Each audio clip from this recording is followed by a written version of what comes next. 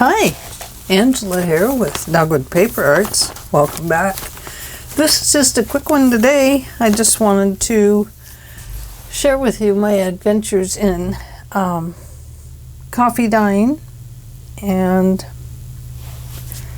raspberry tea dyeing and rose dyeing. This one is coffee and roses, not mixed together.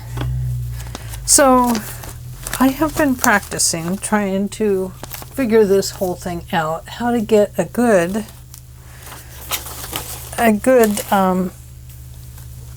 coffee and a good coffee dye and get great images.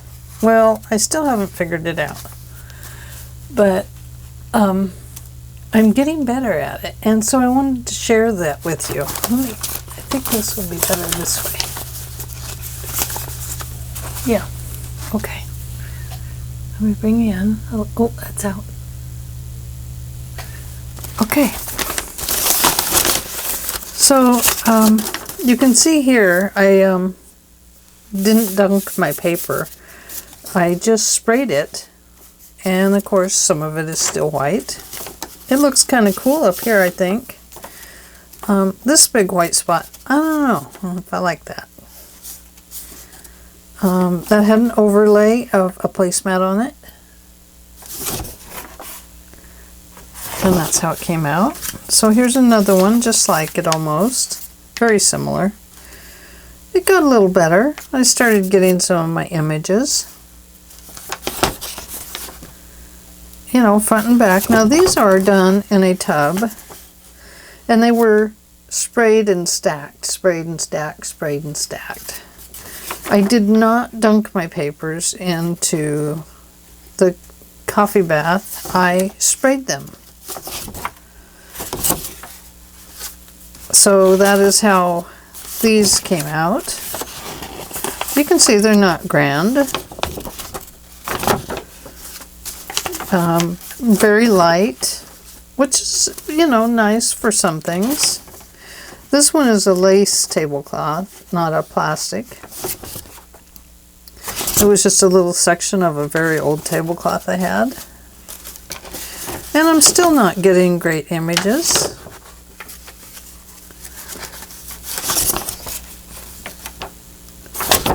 I tried,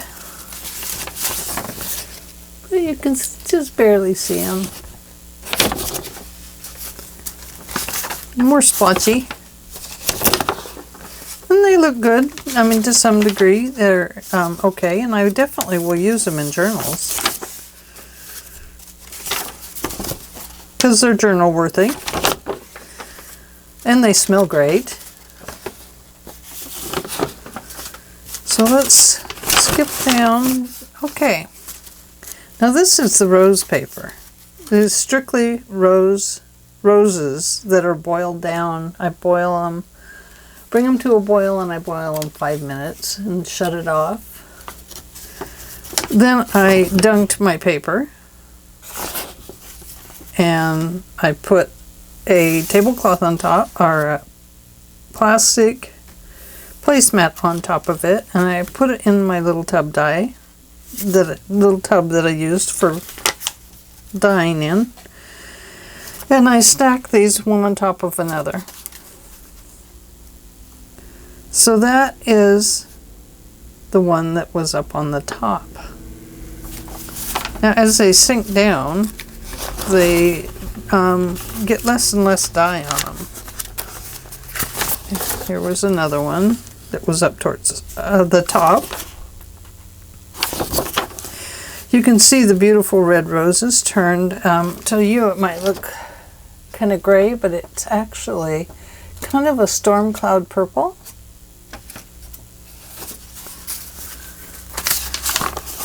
And let's see. So we're getting down through the tub dye, getting down through the stack a little further.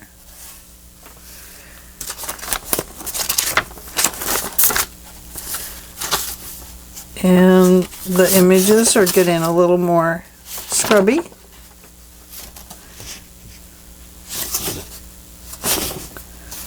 It's picking up double images from the placemats up above it. And then as you get down towards the bottom, now this one I just sprayed. I didn't dunk it. I just sprayed it and put it in. But as you get down towards the bottom, they start becoming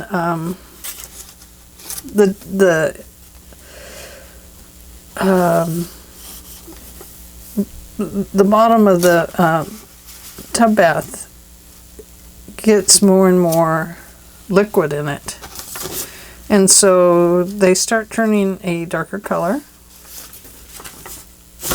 and I'm still not getting great images, but I'm not giving up.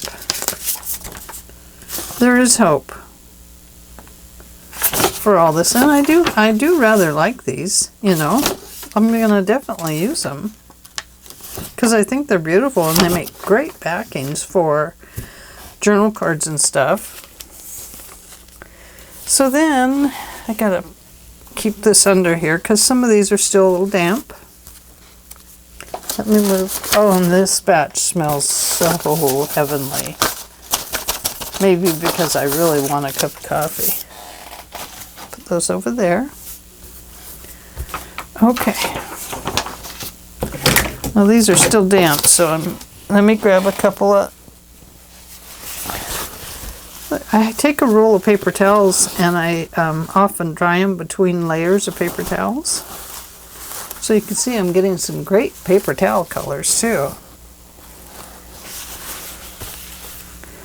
Okay, so here we go.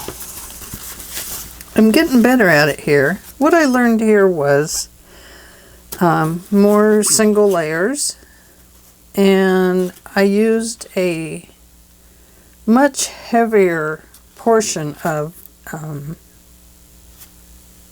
instant coffee to make a darker batch. I like this better for me personally. And I think this works out okay for a journal page, you know. You're going to fold it over anyway. So let's see what that would look like as a folded over page. You know, that would be okay.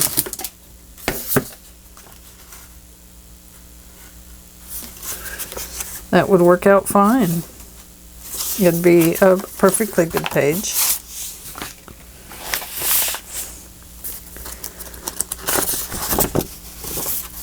And I'm still getting pretty good images here.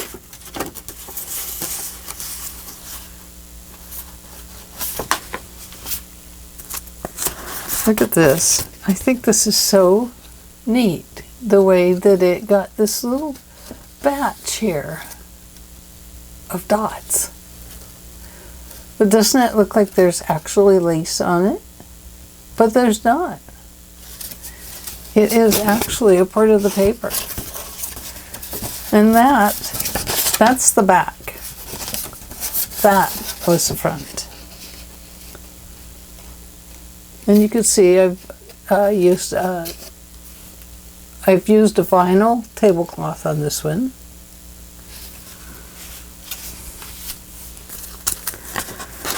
This is the back.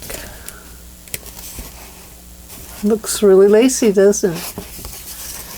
And there is the front. Isn't that beautiful? Still got little crystals of coffee because I didn't have it mixed up quite enough. Isn't that beautiful? Some more. That's not a coffee. These were actually, this is where they were laying on the table. And this is the center of the fold-up table.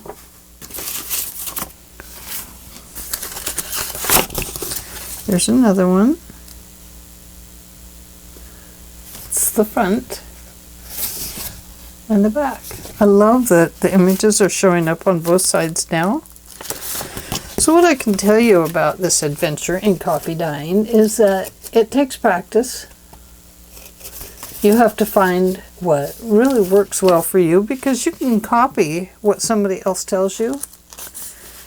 But until you figure out the best dye for you and that works with the way you dye papers, then, you know, sometimes they just don't work. I think this is interesting. It got kind of a smudgy look to it, and I really thought that looked cool.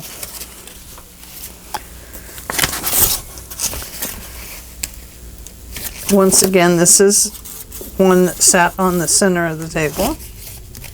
That's where the table folds. But it, you know, it looks like a wrinkle in the paper, and it's not. It's just the color.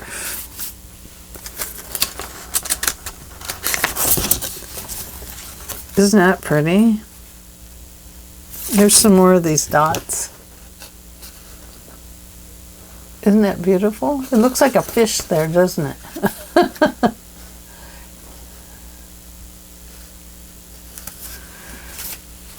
So, let's just pull up a batch here and look at them quickly. That's the front and the back, and they feel wonderful. Absolutely. They smell delicious. I suppose if you ran out of coffee, you might eat a piece of paper and get your caffeine that way. Isn't that beautiful?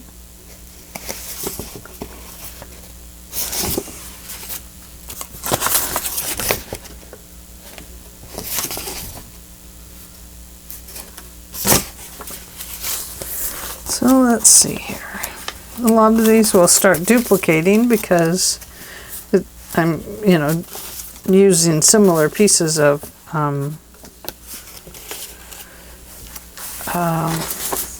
placemats or tablecloths to get the images.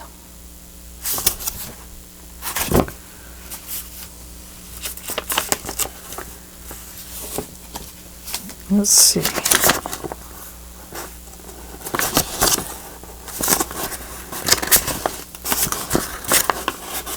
Oh, some of these I layered up and under, so they're stacked.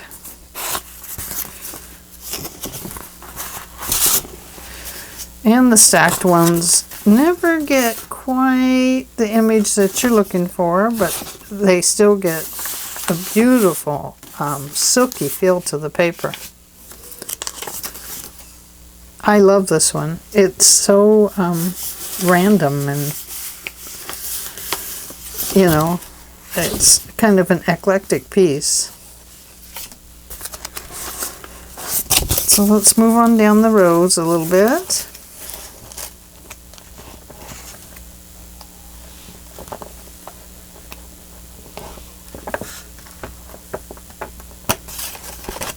This is 25-pound paper. Okay, these are raspberry tea dyed. Now, raspberry tea, as it sits, is a beautiful cherry red pink color. Kind of like a Bing cherry with a little bit of pink and red just coming out on the edge of the cherry. And but when you spray it on paper, it turns blue. Or when you dunk a paper in it, it turns blue. And when you spray it and the sun gets to it, that part turns this dark coffee color or dark gray color. But it's still beautiful. And it makes a beautiful image on the back. So you're going to ask me, what are those, Angela? Well, these are done with stencils. So this tea dyeing batch is all stencils. There's the front and the back. They make beautiful papers. However, stencil companies also have angel policies. So I can't just do a bunch of these up and sell them like this. There's no way I could do that. That would be, I could get in a lot of trouble for stealing someone's art. The angel policy with StencilGirl is that you can use their stencils in your art for things that you sell, as long as the stencil is not the main focus of the art. So if you were to take this and, like this is bees, layer different stencils and then see what you end up with, then one stencil would not be the main focus of the art. It's still worth checking into. It's worth reading over every angel policy on a stencil, just like you need to do with napkins. Otherwise, you're going to get in trouble. And they do go after people for theft. So you do want to be careful. Now these are for my own personal use, or I can put them in as journal pages, and as I apply more stuff to them, the focus becomes the makings of the journals, so they could be used in journal pages. So if this has, say, let's see. What did I do with that? Oh, here we go. So if this is a journal page and this becomes a side part of it, only half the journal page only half of the stencil is now showing. The focus of this now becomes the opposing page and whatever it is that you're applying here, whether it's, a side tuck or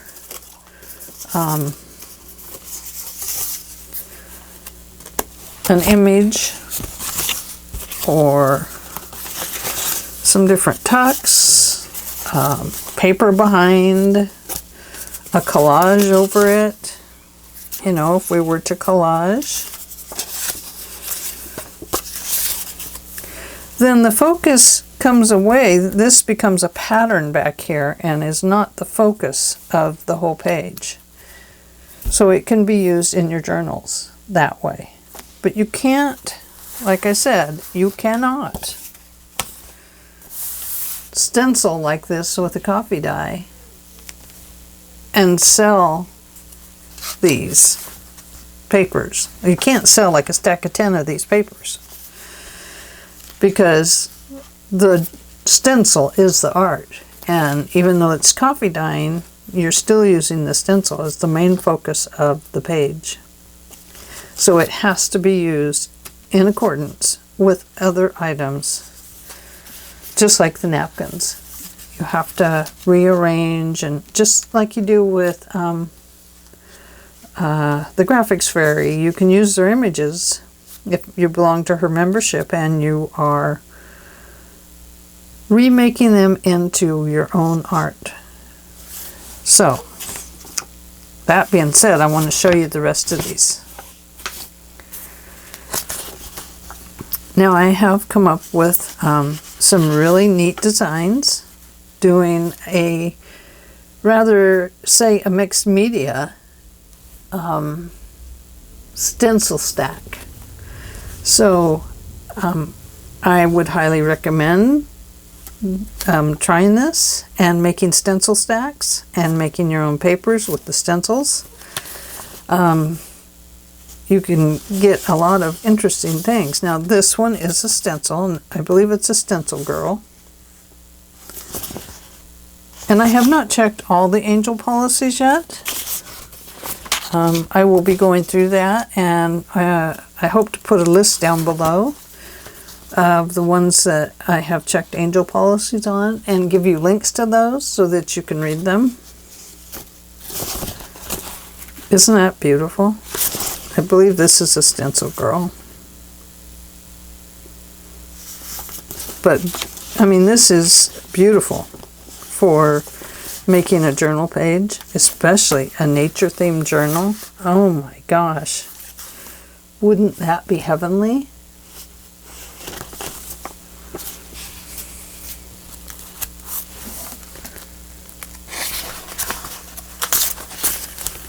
There's another one. You can see I have all kinds of images. Now this would have been great just on one page. Maybe a travel notebook, I don't know. Some of these are still wet, I have to be careful. They're not quite ready to be played with. So here's some placemat, and then here's a small heart stencil. But how neat is that?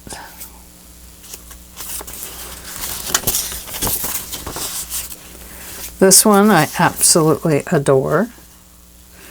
That is a StencilGirl stencil, the whole thing.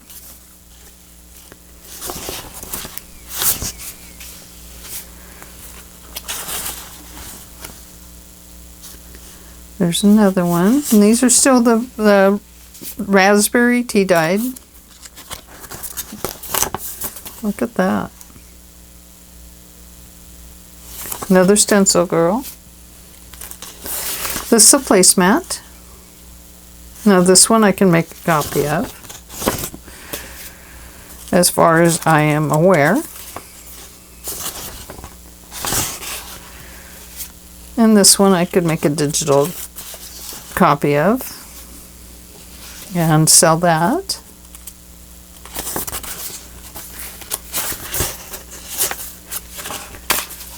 And same way here. Now this is houses. It's a stencil. I don't think this one's a StencilGirl. I'd have to check. But isn't that beautiful?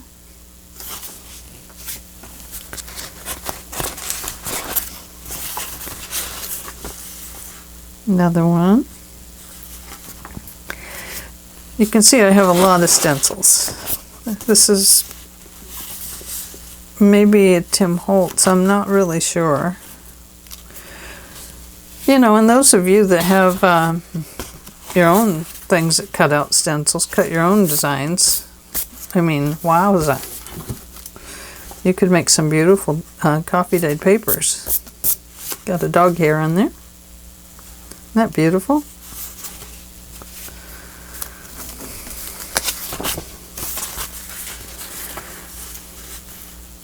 Oh, I had it upside down. But these would make great small pages in a journal.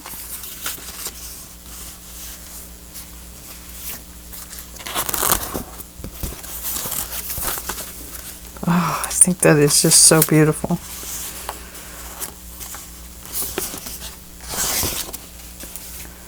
Look at that. Isn't that gorgeous? That's the cathedral windows. I can't remember who the designer is on that one. I used to know all my stencils because I am a heavy-duty stencil collector. I just absolutely adore them. Who knows why? But I do. Beautiful, isn't it? Look at that.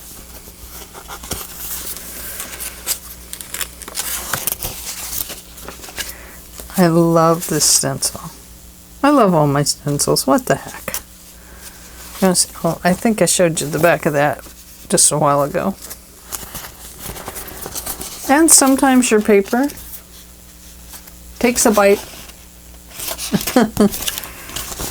Sometimes just everything else takes a bite out of it. So anyway, don't think I'm giving you permission to do this and sell these. I'm not. I am not. Always check the angel policy on your stencils, just like you do with anything else you use for art that you want to sell. You have to be careful. Angel policies are almost always on their website. And if they're not, you can write to them and ask them. Now, some of the Chinese companies I have some stencils that I want to use, and I have been searching. I searched for 3 hours last night trying to find where this company is, and it's a Chinese company, and it says that it's an LLC type, but there's no address or anything for it. No place to write. So I made this one for somebody. I've made a couple of them that I'm going to send to somebody, and of course I will include the angel policy with this information, so she'll know what she can do with these papers. But it's going to be a little gift for somebody special.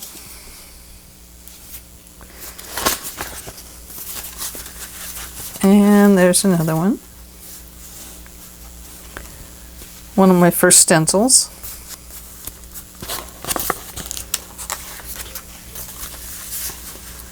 Isn't that a beauty? Wowie, wowie, wowie. So coffee dyeing is very fun. I am, like I said, addicted to it. This is another cathedral window, the one with the bird in it. I'm sure a lot of you have that stencil. I wish I could remember the artist. Oh. Look at this one. Doesn't that feel like you could just make wishes forever? It's beautiful. Both sides. Beauty, beauty, beauty.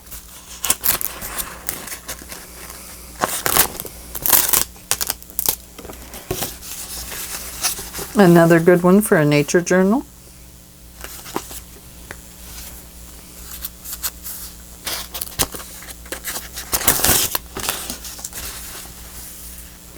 Same way here.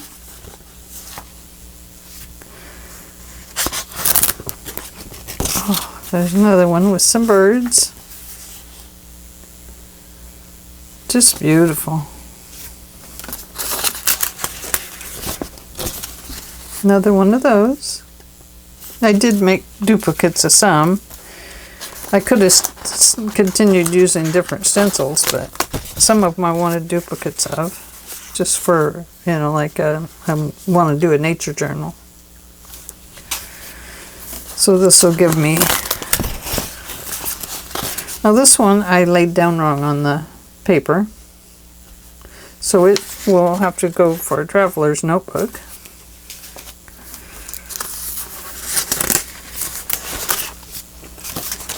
There's that one.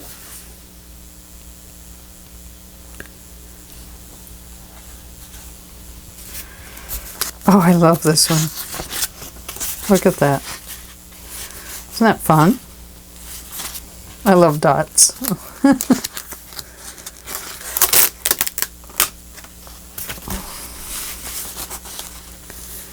This picked up some of the dots from a tablecloth underneath of it.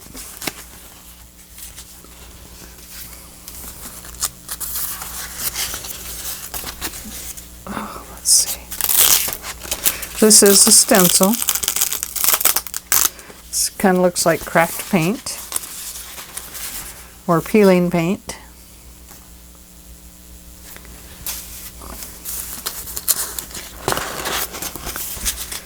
I love that one. These papers are so soft. It's just beautiful.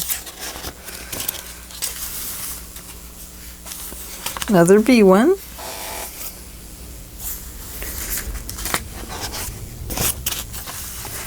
Now this one, my stencil still had paint on it, and the paint came off and ended up painting the surface. I don't know if you can tell, but it's really metallic-y. So that made me think, I wonder if I could put some paint on a stencil and put it down and do the coffee dyeing and see what else I can get. That was just one little piece of my stencil that did that.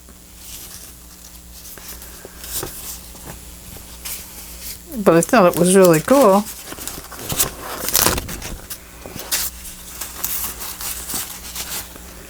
This is an eclectic batch. I've got 5 5 stencils on there to try and change it up, and I was trying to get as much on one piece of paper as I could. This one has quite a few on it too. Well, I guess it has 4.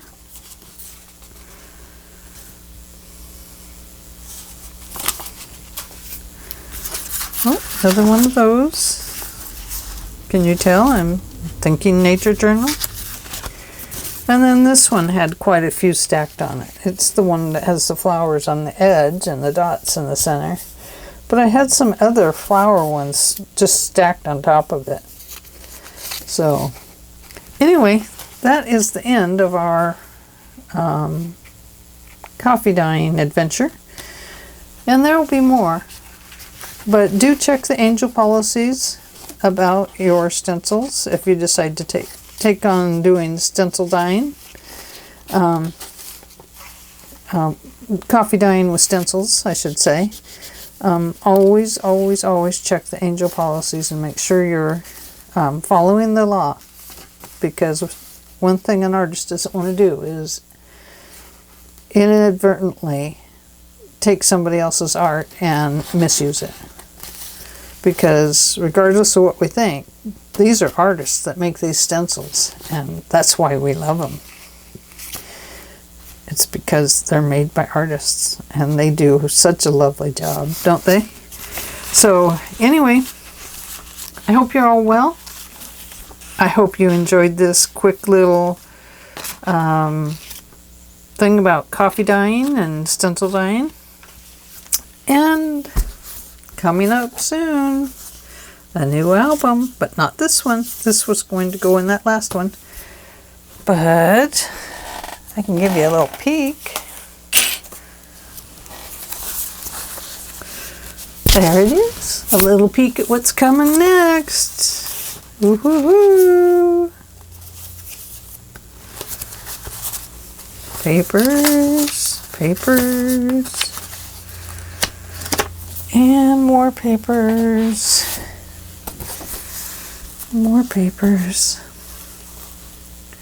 So this one's really cool. It's got dots in it. Look at that. I love dots. Another paper. We'll get to look at these later. More papers. And more papers. There's so much to this kit that it is unbelievably fun. So anyway, thank you for stopping by, and I hope you have a great day. I hope you all are getting to enjoy some sunshine. Ours finally came out today, so I may go out and do some coffee dyeing. And I will talk to you later. Thank you for joining me today. I'll see ya. Bye.